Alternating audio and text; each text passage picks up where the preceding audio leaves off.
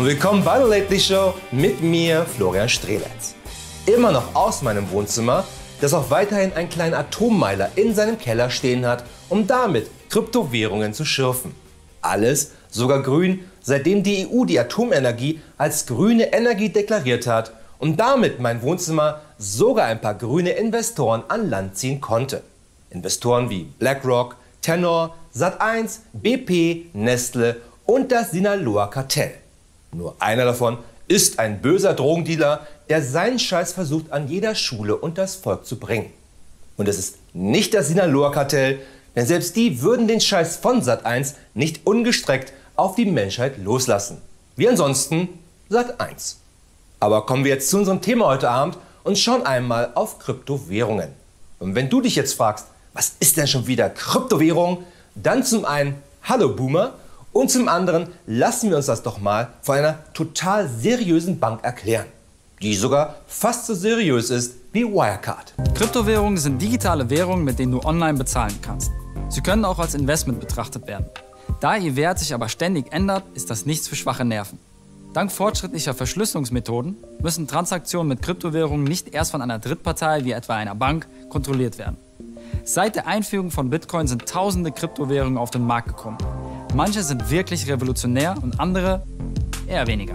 Aber es gibt natürlich viele Kritiker, die sagen, dass viele Kryptowährungen rein spekulativ und quasi wertlos sind. Fast so wertlos wie zum Beispiel Aktien von Wirecard oder der N26 Bank. Aber um Kryptowährungen besser zu verstehen, konzentrieren wir uns heute Abend einmal nur auf den Bitcoin. Ich weiß, es gibt da draußen noch mehr Kryptowährungen, als Lothar Matthäus Ex-Frauen hat. Nur am Bitcoin kann man den Hype, also den Wahnsinn, um Kryptowährungen am besten erkennen. Dabei schauen wir uns einmal an, wie eine Kryptowährung wie der Bitcoin funktioniert, wo dieser in den tiefsten Höhlen von Mordor geschürft wird und welche massiven Probleme es mit Kryptowährungen gibt. Und das nicht nur, weil es mittlerweile fast schon mehr Kryptowährungen gibt als Menschen. Um jedoch Kryptowährungen besser verstehen zu können, müssen wir einmal kurz schauen, warum Geld überhaupt einen Wert hat. Warum sind 100 Euro wert? Oder wie man heute sagen würde, eine halbe Tankfüllung für ein Fiat 500. Oder $100. Da liegt es daran, dass wenn man am Wert des Dollars zweifelt, man sofort von der USA zurückgebombt wird in die Steinzeit. Und genau da liegen die Ursprünge des Geldes. Denn früher musste man seine Güter tauschen, um etwas zu bekommen. Und diese Güter durften nur in einer limitierten Menge vorhanden sein, damit diese als Tauschgüter wertvoll waren. Güter wie Feuersteine oder Muscheln waren dann Zahlungsmittel. Vor etwa 2600 Jahren ging dem damaligen König von Lydien in Kleinasien, Krösus, diese Art des Tausches jedoch total auf den Sack, den man wiederum hier sehen kann, wie er einem damaligen Twitch-Stream von Solon zuschaut. Dabei störte es Krösus, dass diese vielen unterschiedlichen Zahlungsobjekte den Handel in seinem Reich immer mehr erschwerten, da jeder Händler alle diese unterschiedlichen Zahlungsobjekte brauchte zum Handeln.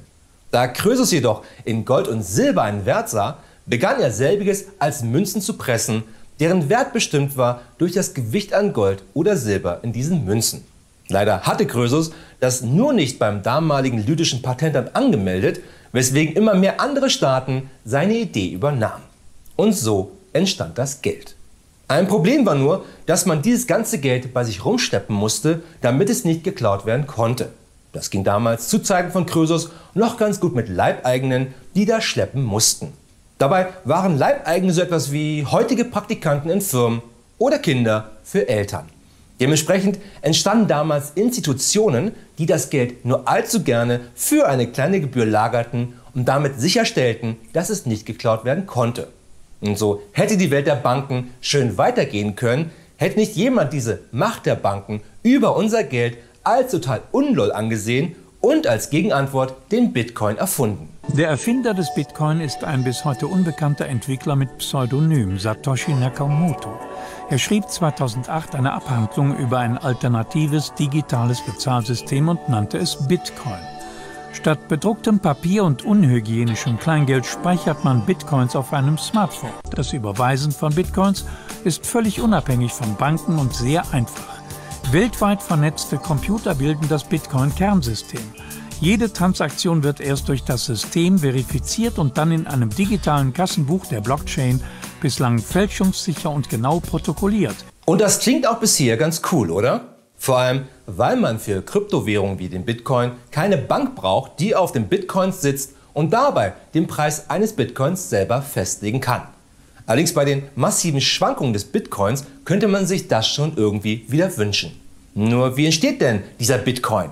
Ich persönlich dachte immer, dass die Bitcoin-Zahnfee einem unter das Kissen packt, als Austausch für die Zähne, die man ihr darunter gelegt hatte. Nur scheinbar ist die nur etwas etepetete bei mir, weil es nicht meine eigenen Zähne waren, sondern die von Stefan Raab. Und obwohl es 26 Zähne von ihm waren, hat er immer noch mehr als 100 in seinem Mund. Bitcoins entstehen am bzw. im Computer. Und dadurch, dass es immer mehr Bitcoins gibt, dauert es auch immer länger, neue Bitcoins zu generieren. Nur kostet das wiederum Strom. Und genau das ist auch ein Problem für die Umwelt mittlerweile. In der sibirischen Stadt Norilsk versorgt das Kraftwerk einer stillgelegten Nickelschmelze nun die Server von Bitcoin-Minern. Auch im Bundesstaat New York wurde ein altes Kohlekraftwerk auf Gas umgerüstet und kann die Bitcoin-Serverfarm dort mit rund 100 Megawatt Leistung versorgen. Erst im Mai wurde die Vergrößerung der Anlage genehmigt. Weltweit verbraucht allein die Bitcoin-Blockchain inzwischen geschätzt rund 110 Terawattstunden Strom pro Jahr. Das entspricht dem Stromverbrauch der Niederlande. Bis 2021 Chinas Kryptoschürfen bei sich verboten hatte, produzierte dieses alleine so viel CO2, wie ansonsten ganz Dänemark jedes Jahr an CO2 ausstößt. Jetzt könnte man natürlich denken, dass dadurch, dass China als Ort zum Schürfen weggefallen ist, es nun weniger werden würde. Nur sind mittlerweile vor allem die USA einer der interessantesten Orte, um dort Bitcoins und Co. zu schürfen. Sei es in Kohlekraftwerken, die umgebaut wurden zu Gaskraftwerken, wie in Kentucky oder Texas, oder Wasserkraftwerke wie in New York, weil dort das Produzieren von Strom sogar noch vom Staat subventioniert wird. Eigentlich, damit der Strom für die normalen Menschen günstig bleibt und nicht, um damit Bitcoin-Schürfen zu unterstützen. Wie auch im Iran, im Kosovo und in Kasachstan, wo das Bitcoin-Schürfen nur dazu geführt hat, dass bei den Einwohnern immer öfters die Lampen ausgehen, da die Kraftwerke nicht mehr Strom für die Menschen herstellen, sondern einzig nur fürs Schürfen von Kryptowährungen. Trotzdem sind Bitcoins für einige Staaten schon so interessant, als dass sie Bitcoins als gesetzliches Zahlungsmittel eingeführt haben. Wie El Salvador, das auch noch viel weiter gehen möchte. Auftritt wie ein Rockstar. Hier kommt der Präsident von El Salvador und lässt sich von seinen Fans feiern. Nayib Bukele präsentiert stolz die zukünftige neue Bitcoin City für El Salvador. Schon in wenigen Monaten soll es losgehen mit dem Bau eines CO2-neutralen und fast steuerfreien Technologiezentrums, so verspricht er. Die notwendige Energie soll der nahegelegene Vulkan spenden. Damit ließen sich auch energieintensive Bitcoins schürfen. Und so einen Auftritt würde ich mir auch mal bei unserem Kanzler Olaf Scholz wünschen. Denn bei seinen Auftritten werfen bisher bestenfalls die Omas ihre Stützkorsetts nach ihm, in der Hoffnung, dass er schnell wieder geht. Aber einen Vulkan als Energiequelle zu nutzen, klingt für mich total logisch. Als Plot für den nächsten James Bond zumindest. Ich hoffe nur, dass man es in El Salvador geregelt bekommt mit dem Besänftigen des Vulkangottes und dem Hineinwerfen von Jungfrauen. Das war zumindest immer mein Problem bei Vulkanen in meiner Vergangenheit. Aber auch nur wegen der metrischen Umrechnung am Ende. Und so toll wie der Hype in El Salvador startete, desto schneller verebbte dieser und heute nutzen dort kaum mehr die Menschen Bitcoins. Nicht, weil das mit dem Energiebeziehen aus einem aktiven Vulkan dazu geführt hat, dass der ausgebrochen ist, sondern einer der größten Nachteile einer Kryptowährung ist ihre Volatilität. Denn als der Bitcoin das erste Mal das virtuelle Licht eines Computers sah, war er nur wenige Cents wert. Sein Wert kletterte aber in den letzten Jahren teilweise auf über 50.000 Euro pro einzelnen Bitcoin. Und alleine die Ankündigung, dass El Salvador den Bitcoin als gesetzliches Zahlungsmittel einführen wollte, hatte nicht etwa dazu geführt, dass der Wert des Bitcoins nach oben ging, sondern um 15% abstürzte. Oder jedes Mal, wenn Elon Musk, den man hier sehen kann, was er so von deinen Tweets hält, oder er gerade mal gelesen hat, wie die Namen seiner Kinder ausgeschrieben aussehen, per Tweet den Kurs des Bitcoins nach oben drücken kann. Oder den von Tesla nach unten oder den von Twitter selber. Alles mit nur einem verfickten Tweet. was ein totaler Missbrauch von Tweets ist. Denn die sind nur da, dass man sich so gegenseitig rassistisch beschimpft. Und nur man selber den Durchblick hat, nie, aber auch niemals ein anderer. Ehrlich gesagt, keine Ahnung, wie oder was da los ist, da ich nie auf Twitter bin, denn ich habe ein echtes Leben und echten Sex, dementsprechend nicht die Zeit für so einen Scheiß wie Twitter.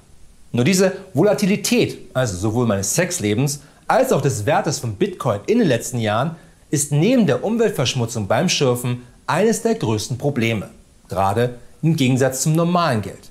Ein Euro ist an sich immer einen Euro wert. Okay, gerade eher 95 Cent wegen der Inflation, aber das ist auch eher die Ausnahme.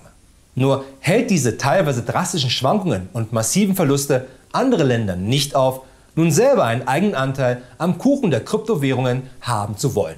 Wie zum Beispiel Venezuela. Dabei darf man nicht vergessen, dass Venezuela seit Jahren mit seiner eigenen Währung, dem Bolivar, massiv mit Hyperinflation zu kämpfen hat. Denn aktuell ist 1 Euro 100 Millionen Bolivar wert. Aber auch nur, weil Venezuela gerade 6 Nullen gestrichen hat. Zudem kommt Venezuela wegen der Sanktionen durch die USA und die EU nicht an frisches Kapital, um gegen diese Hyperinflation etwas zu machen. Außer eine eigene Kryptowährung zu erfinden. Im vergangenen Februar führte Venezuela den Petro ein, eine neue virtuelle Kryptowährung. Der Petro wird unsere Wirtschaft stärken. Damit können wir die Gier ausländischer Mächte bekämpfen, die versuchen, die venezolanischen Familien zu ersticken, weil sie an unser Öl wollen. Die Währung hängt an den Ölreserven des Landes, den größten weltweit. Der Preis variiert bei einem Mindestpreis von $60, dem Gegenwert zu einem Barrel Öl. Doch ausreichendes Vertrauen schafft dies bei den Investoren nicht. Ihre Ausgabe wird nicht kontrolliert, also weiß man nicht, wie viel es geben wird. Und natürlich wollte den keiner haben. Allerdings, dank dem Ukraine-Krieg hat sich das mit den Sanktionen geändert, denn nun möchte jeder gerne Öl aus Venezuela haben. Außerdem haben auch schon andere Länder versucht, mit einer eigenen Kryptowährung internationale Sanktionen zu umgehen. So gibt es in Nordkorea zum Beispiel die Kryptowährung Kimi. Im Umtauschwert 1 Kimi gleich ein Raketentest. Leider kann man auch weiterhin in Nordkorea damit nichts kaufen. Das liegt nicht am hohen Wert vom Kimi, sondern dass Supermärkte in Nordkorea aussehen wie bei uns die Toilettenpapierabteilung während Corona.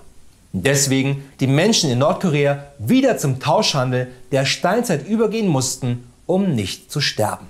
Damit der nicht mehr ganz so dicke Kimi trotzdem immer noch fetter ist als die 100 dicksten Nordkoreaner zusammen. Oder in Russland der FSB als Kryptowährung. Den muss jeder haben, ansonsten droht ein Umtauschwert von zu Hause 18 Treppen, natürlich vollkommen aus Versehen, hinunterzufallen. Und das, obwohl man in einem Haus wohnt, wo es keine Treppen gibt. Kryptowährungen haben außerdem den Vorteil gegenüber herkömmlichem Geld, dass sie kaum rückverfolgbar sind. Dementsprechend sind diese gerade für Verbrecher interessant, um damit zum Beispiel im Darknet zu bezahlen. Oder um bei Ransomware als Lösegeld zu fungieren. Oder für die Justiz, wenn sie diese zu den Verbrechern kostenlos mitbekommen und nun selber zum Bitcoin-Verkäufer werden. Startschuss zu einer recht ungewöhnlichen Auktion des nordrhein-westfälischen Justizministeriums heute Mittag. Seit 12 Uhr versteigert die zuständige Staatsanwaltschaft insgesamt 215 Bitcoins, beschlagnahmt aus aufgeflogenen Drogengeschäften aus dem Darknet. Die Auktionen laufen online in mehreren Tranchen auf justizauktion.de, einer Versteigerungsplattform deutscher und österreichischer Justizbehörden. Bereits wenige Minuten nach Beginn liegt das höchste Gebot bei 56.000 €, damit rund 2.000 € über dem aktuellen Tageskurs. Wer weiß, ob sich dieses Geschäft lohnt. Und man kann jedem der 4 hier ansehen, wie sie hoffen, dass das alles so klappt, weil keiner von der IT in der Nähe war. Also deren Kinder am Telefon, denn keiner dieser 4 hat vermutlich was mit IT am Hut. Oder mit dem Tragen von Masken. Immerhin war das zur Hochzeit von Corona. Damals 2021 und 2022 und 2023. Aber der Schlusssatz des Videos bringt uns genau zu der besten Zusammenfassung von Kryptowährungen. Denn auch wenn es hier jetzt links, also bei dir rechts, von Videos zu den besten und gewinnbringendsten Kryptowährungen nur so sprudelt, sind die einzigen Gewinner dabei die diese Kryptowährung selber ausgeben. Und heute darüber nachzudenken, vielleicht doch noch in Bitcoins zu investieren, ist genauso dämlich, als ob man heute beschließt, endlich mal Aktien zu kaufen und da die von Apple am teuersten ist, holt man die, kann ja nicht schaden. Kryptowährungen sind immer noch eine Spielerei. Eine Spielerei, die, sollte sie jemals ihre extreme Volatilität verlieren, eines Tages eine echte Option zu normalem Geld sein kann. Aber heute, wo ein Bitcoin 50.000 Euro wert ist, kann es sein, dass dieser morgen noch 25.000 wert ist. Je nachdem, was Elon Musk gerade so tweetet. Der hier wiederum gerade darüber nachdenkt, ob er per Tweet Volkswagen ruiniert oder einfach per App Gras bestellt. Beides bei 50-50. Der Euro dagegen geht nicht in die Knie, wenn Elon tweetet. Er lachte sich kaputt über diese wandelnde Witzfigur eines Menschen, bzw. einer humanoiden Lebensform von Alpha Centauri. Und falls Alpha Centauri zuschauen, Mirk Zip Nip bitte nicht vergessen. Natürlich kommen die meisten kritischen Stimmen von Banken, weil einen dieser vielen tausend aktuellen Kryptowährungen ihr Geschäft am Ende obsolet machen könnte.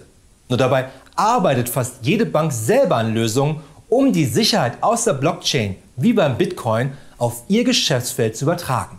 Natürlich nicht für uns, sondern nur zu ihrer eigenen Sicherheit. Aber alleine durch die Umweltbelastung beim Schürfen sind Kryptowährungen Wahnsinn. Egal, ob man dafür einen Vulkan an Bord oder noch einmal so viel CO2 in die Luft pustet wie Dänemark und die Niederlande zusammen, um am Ende 39 Cent verdient zu haben. Und die reichen definitiv nicht aus, um damit den Vulkangott milde zu stimmen. Das weiß ich leider aus eigener Erfahrung. Das war's wieder von der Show für heute, aber keine Sorge, wir sind wieder in einer Woche, dann mit einer neuen Ausgabe der Late Day News. Bis dahin eine gute Nacht und viel Glück da draußen.